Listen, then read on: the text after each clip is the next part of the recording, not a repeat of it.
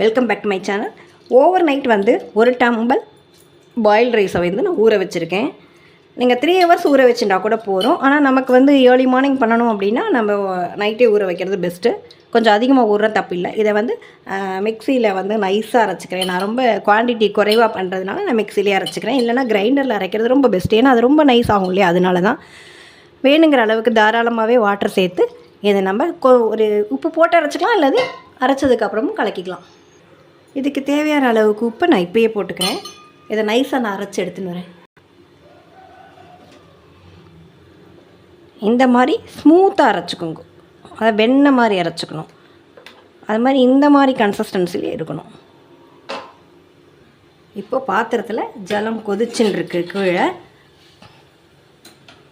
காமிக்கிறதுக்காக எடுத்து மேலே வந்துடுது.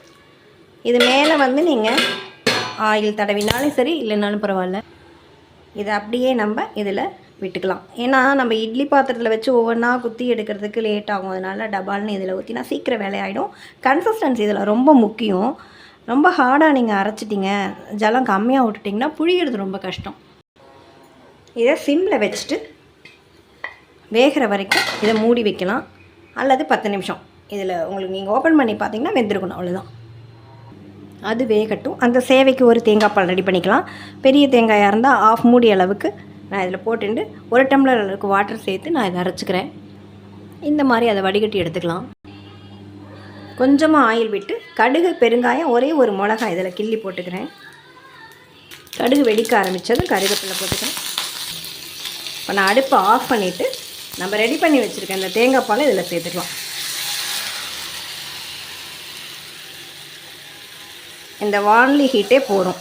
நீங்கள் அடுப்பு ஆன்லேயே இருந்தது அப்படின்னா இது நீர்த்து போயிடும். இந்த ஹீட் இதுக்கு போதும், அவ்வளோதான். இது ரெடி. இப்போ இதை வெந்து போச்சான்னு பார்க்கலாம். வெந்தாச்சு. இப்போது பார்ட்டாக எடுத்து இதில் போட்டு நம்ம பிழிஞ்சுக்க போகிறோம்.